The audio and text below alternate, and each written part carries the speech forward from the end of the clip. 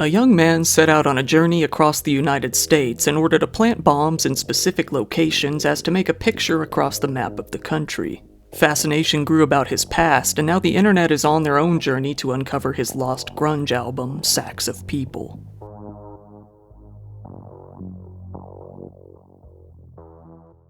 Before we move on, I'd like to give a shout out to PDS Debt for sponsoring this video. How many of you are wishing that there was a better solution to pay off your debt? PDS Debt has customized 0% interest options for anyone struggling with credit cards, personal loans, collections, or even medical bills. With inflation on the rise and gas prices at all-time highs, now is the time to get serious about a better plan to pay off your debt. If you're making payments on your debt every month and the balances still aren't going down, then this is for you. PDS Debt is giving viewers of this channel a free debt savings analysis just for completing the 30-second online debt assessment at pdsdebt.com/diretrip. You'll get a full breakdown on how to save on interest each month and the quickest way to take care of your debt. PDS Debt rolls all of your payments into one low 0% monthly payment. Everyone with over $10,000 in debt qualifies, and the cool thing is, there's no credit score required. Fair and even bad credit is also accepted. You can end up saving thousands in interest and fees, and not to mention pay off your debt in a fraction of the time. PDS Debt is offering a free debt analysis to my listeners just for completing the quick and easy assessment at www.pdsdebt.com/diretrip. That's pdsdebt.com/diretrip. And now, back to the content. Today's story is about a man named Luke John Helder, a former university student and band member who later became much more known by the name of the Midwest Pipe Bomber. He was born in 1981 out in Pine Island, Minnesota. Luke was said to have been an above-average student, particularly active in sports. After high school, he went on to Rochester Community and Technical College, and then later, after graduating, went on to become a student at the University of Wisconsin-Stout, where he would remain for 5 semesters. He was an art student taking classes in industrial design specifically. If you want to know what kind of guy he was, this is what he wrote about himself on his ancient-ass Angel Fire website. "I'm a huge Nirvana fan. I'm really quite infatuated with this band. I know everything about Kurt. Try me. Ha ha ha. Well, the top things I care about are my girlfriend Sarah and my music/band. I go to college at Stout in Menominee, Wisconsin. My major is industrial design. I party, play guitar, and talk online to everyone." Although he wasn't exactly the top of his class, his teachers have since said that he was a reasonably good, quiet, and polite student, someone that never gave any indication that he would turn to violence. His friends, family, and all sorts of people around him said that he was all around a pretty average guy. Luke, along with 2 of his friends, formed a band that they called Apathy out in Rochester, Minnesota back in 2000. The group was very heavily inspired by Nirvana, with Luke on guitar and providing vocals. During the time the band was together, they would usually play in and around the Rochester area exclusively. The band was really only known on a local scale, but in 2001 they released their first album at the end of their first summer playing together. This album was called Sacks of People, and to this day, people are looking for it all over the internet. The album, recorded at Last Minute Records, was self-funded and self-released by the band themselves on a local scale. The album consists of 12 songs and was sold in small quantities in local music stores throughout the town. Unfortunately, the CDs weren't selling, and many of them ended up being given away for free. If Apathy played at any local venue, they would usually sell the CDs themselves for about $8 each. One of Luke's bandmates described Luke as having an interesting style of singing and said that he wrote a good portion of the lyrics to the songs, with his bandmate admittedly not having a full understanding of what the lyrics even meant. However, his roommate at his university did note that he had recently become somewhat obsessed with death, seeing it as kind of a good thing. It was almost like just moving on to a different world in his eyes. He also started smoking a lot of weed around this time, which might have played a part in that. He started delving into all sorts of new spiritual beliefs, which his friends mainly laughed off as kind of a phase at the time. In particular, Luke had become fascinated with the idea of astral projection techniques, which is a spiritual way of leaving your body and moving on to a different plane. He believed that, in 2011, the world would ascend and that Jesus Christ would return and turn the world into heaven. He took an odd interest in the 100th monkey effect, which a Google search describes as a hypothetical phenomenon in which a new behavior or idea is spread rapidly by unexplained means from one group to all related groups once a critical number of members of one group exhibit the new behavior or acknowledge the new idea. He took this to mean that, very soon, all people on Earth would link up to form what he described as a common consciousness among people and a critical mass gaining a common awareness. Luke began to come to the conclusion that he needed to act to promote this ascension, maybe even cause it to happen. In his mind, it was up to him to bring humanity to a higher dimension. While coming to all of these realizations, Luke got pulled over by the police in Menominee, who found a pipe used for weed in his car. They fined him about $150. He was very unhappy with this ticket and ranted to the officer, "Is this what the government is for?" He, like many other people, began to develop a distaste for the government as well. His dissatisfaction with the government and his desire to push humanity to new heights convinced him that he needed to come up with some grand plan to raise awareness. But awareness for what, exactly? He sat down and wrote his thoughts out over several long, rambling manifestos. First, he sent an essay to the Student Union newspaper at the University of Wisconsin-Madison explaining his beliefs. In the essay, he stated, "I'm taking very dramatic measures in attempt to provide this information to you. I will die/change in the end for this, but that's okay, ha ha ha, paradise awaits. I'm dismissing a few individuals from reality to change all of you for the better." In May of 2002, while still in university, Luke came up with a plan and decided to put it into action. He was going to go on a bombing spree across the country. However, he had a specific plan in mind, a certain way to raise awareness. He was going to make these incidents happen in a pattern that, when looking at the map of the country, would draw out a smiley face. This would gain him the nickname, the Smiley-Faced Bomber. Luke got into his car and set off on a journey. He packed up some explosive devices that he had made, rigged with BBs and nails to increase their effectiveness, and started planting them inside mailboxes. He rigged them in such a way that they would detonate once the mailbox was opened. Starting one Friday afternoon, mailboxes started exploding, people started getting injured, and investigators started coming upon Luke's handiwork. Explosive devices placed in mailboxes throughout Illinois and Iowa on Friday ended up injuring 6 people, although a few of them didn't detonate. On Saturday, 8 devices alone were found throughout Nebraska, with another being discovered on Sunday. These bombs were a little different though, being placed into bags instead of mailboxes, rigged to go off when the bags were opened. It isn't known whether there was any reasoning behind the sudden change in MO. Then, on Monday, bombs were also found in Colorado. The first 16 devices that the authorities found formed 2 circles of 8 points, one circle being over Illinois and Iowa and the other being over Nebraska, making the eyes of the smiley face. Finally, a device was discovered in Amarillo, Texas. Luckily, this bomb was a dud. It didn't contain the battery that would have allowed it to detonate in the first place. But still, police officials warned residents within a 150-mile radius to leave their mailboxes open so that letter carriers could see that there was nothing inside. The devices in Colorado and Texas began to form what would be the mouth of the smiley face. Around this time, the FBI got on the case. By this point, Luke had planted about 18 explosive devices throughout the country, covering about 3,200 miles on his journey. These bombs weren't the only thing that Luke had been distributing while on his drive. The whole thing would have been pointless if nobody was going to hear his message. So naturally, he placed the manifestos throughout the states as well. Long, rambling notes attached to the bombs declared that the government was incompetent, accusing them of trying to control our daily lives, which is a message that I'm sure a lot of people can get behind.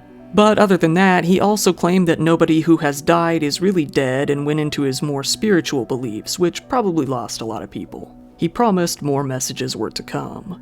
FBI agents were disturbed upon reading the messages, mainly because they came to believe that this man found nothing wrong with death, writing concerning lines such as, "You allow yourself to fear death." Someone who has no qualms with dying and doesn't believe death is even real obviously wouldn't have any problem killing people. Many of these manifestos are far too long to read out all at once here. There is one that's a bit shorter though, so let's check out that one. Luke wrote, "Mailboxes are exploding. Why, you ask? Attention, people. You do things because you can and want, desire to. If the government controls what you want to do, they control what you can do. If you are under the impression that death exists and you fear it, you do anything to avoid it.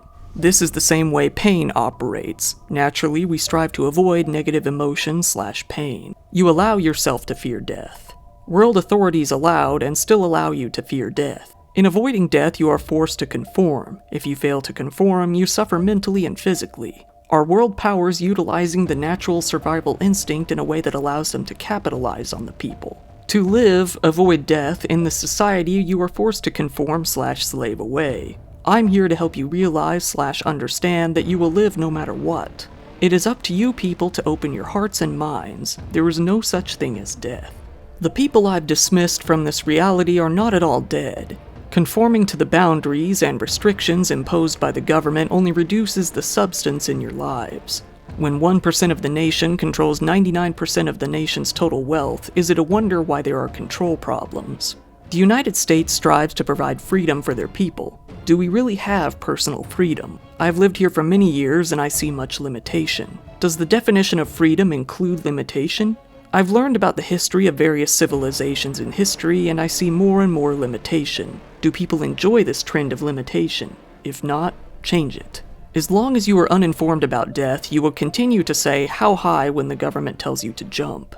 As long as the government is uninformed about death, they will continue to tell you to jump. Is the government uninformed about death, or are they pretending? You have been missing how things are for very long. I'm obtaining your attention in the only way I can. More info is on its way. More attention getters are on the way. If I could, I would change only one person. Unfortunately, the resources are not accessible. It seems killing a single famous person would get the same media attention as killing numerous unfamous humans. There is less risk of being detained associated with dismissing certain people. Sincerely, someone who cares. P.S. More info will be delivered to various locations around the country. One thing worth noting is that in one note Luke left behind, he explicitly stated that he didn't intend to kill anyone, but whether he intended to or not was kind of irrelevant. The way these devices were rigged up, they could easily kill someone whether he intended to or not. As a result, panic ensued and the US media heavily covered the incidents. It was around this time that his roommate back at his university called Luke's parents in order to inform them that he had found a bag under Luke's bed that contained what appeared to be bomb-making materials. Given that Luke had been gone for days and what had been all over the news, this was concerning, at least worth a mention. Luke's parents themselves had, for the most part, not noticed anything out of the ordinary from their son. There were a few instances that did strike them as strange, though, such as when he came home for his mom's birthday. That day, he asked her for her Bible and sat down to read it for well over an hour straight, which was something they had never seen him do before. But after hearing from his friend and realizing that he had been making a good number of anti-government statements as of late, they debated on contacting investigators. This debate ended when they directly received a letter from Luke on Monday morning, postmarked from Omaha, Nebraska, where he seemingly took responsibility for the acts. Luke's father, Cameron Helder, was instrumental in helping the FBI to identify their son as a suspect. Family or not, he couldn't stand by as his son injured more and more people. Not only that, he worried about his son's mental state, questioning if he really had an understanding of what he was doing. The FBI issued an all-points bulletin for Luke Helder. Then, just a little over 8 hours later, state troopers in Nevada came across Luke's vehicle on Interstate I-80 near Lovelock. The car fit the description perfectly, a 1992 Honda with a Minnesota plate. But they thought, why would he be so far in the opposite direction of where the incident seemed to be heading? Regardless, a high-speed chase ensued, during which Luke communicated over a cell phone that he indeed had been the culprit all along. All doubts were gone once they pulled him over as Luke put a gun to his head and threatened to pull the trigger. Luckily, the hostage negotiators were able to persuade him into surrendering peacefully to the officers. He dropped the gun outside the car and the police approached. Once they got him out of the car, the bomb squad had to come in and inspect it, making sure it wouldn't explode on them. Luke was pulled from the car and arrested, notably wearing his usual Kurt Cobain t-shirt. He never did manage to complete his full smiley face. The county sheriff said, "There was a comment made to one of my officers about his hope to make a smiley face when he was all finished." The bomb squad eventually found 6 more devices in his car, all ready to go, along with 2 guns. About a day later, Luke's parents were on the scene to meet with him for the first time since all of this started happening. "We're here to see our son in his hour of need," said his father outside the jail in Reno, Nevada, where he was being held. "We told him we love him. I feel better, a lot better, after speaking to him." They placed a request to release Luke to his parents, but a federal court judge in Reno swiftly denied it, saying that he was both a flight risk and a danger to the community. They asked if he could at least be transferred back to Minnesota to be closer to his family, but this was also denied. Instead, Luke was to be held without bail until he could be sent back to Iowa, where he had previously injured 6 people with his devices. During all of this, Luke had twice confessed to planting devices throughout the country, once during the high-speed chase and another to a task force officer afterwards. He even admitted to making 24 devices in total and showed authorities on a map where he had placed them. Luke admitted cheerfully, or maniacally as some investigators put it, that he had done all of this. This left his attorney with very few options for his defense. This was when both the attorney and the officers started questioning, was he doing this in some attempt to get an insanity plea, or was he actually insane?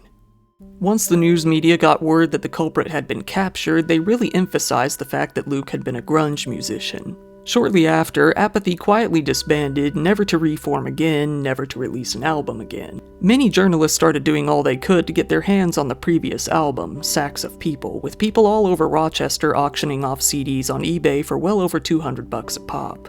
The U.S. magistrate, Robert McQuaid Jr., expressed concern over Luke's mental state, using his previous threats to end his own life after the chase as evidence.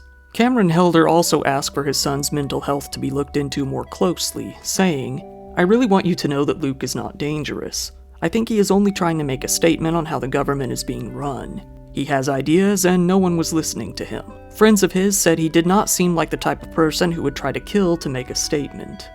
Luke himself proceeded with a very easygoing demeanor during the proceedings.